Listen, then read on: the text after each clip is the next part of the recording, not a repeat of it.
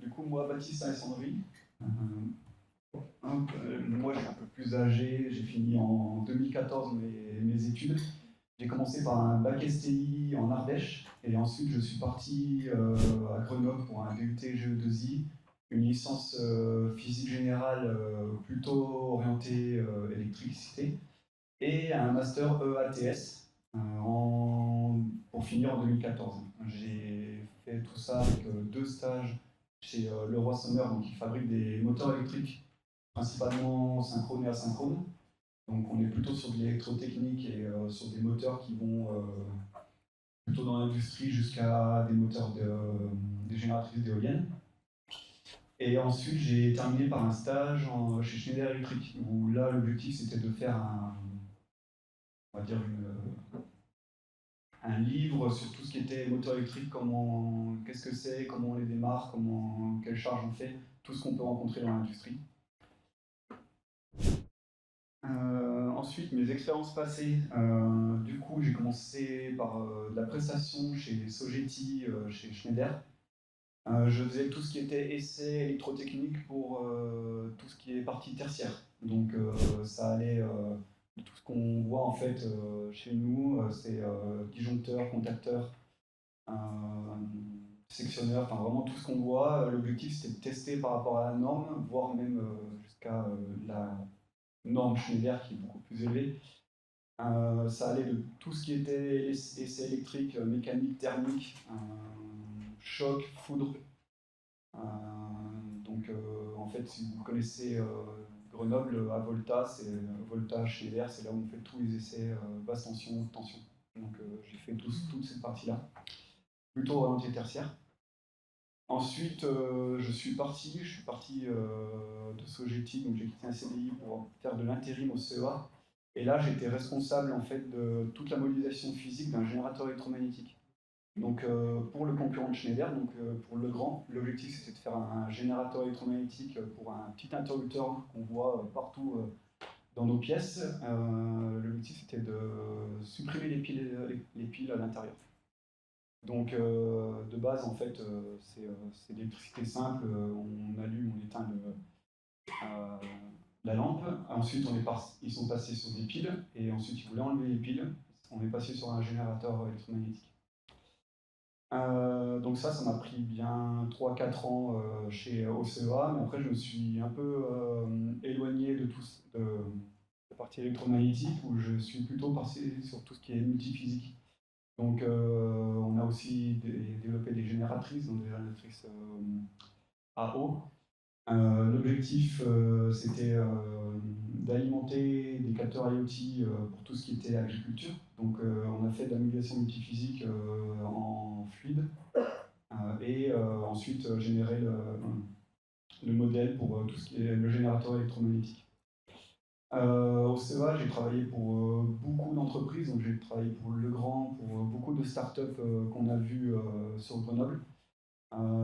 J'ai travaillé pour Framatome. Il y en a tellement que je sais pas, j'ai pas travaillé pour tout ce qui est défense aussi. Donc là, c'est plutôt avec le CEA Saclay.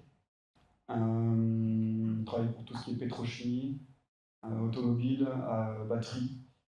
Donc le CEA en fait a permis quand même de voir beaucoup d'entreprises en France et beaucoup d'entreprises à Grenoble. Donc ça permet quand même d'avoir déjà beaucoup de contacts à la fin, et ensuite d'aller voir et de connaître les entreprises surtout. Donc savoir avec quelle entreprise on veut travailler, lesquelles on ne veut pas forcément, parce qu'il y en a qui correspondent mieux à ce qu'on a envie de faire. Ensuite, j'ai voulu changer. Je suis parti 3 mois chez Coris. Donc Coris, c'est une entreprise qui fait des simulateurs pour voilà, c'était pour les trains. Donc pour aider les chauffeurs à connaître leur train avant de partir directement sur du réel. Et ils font aussi des simulateurs de centrales nucléaires aussi, pour le monde entier.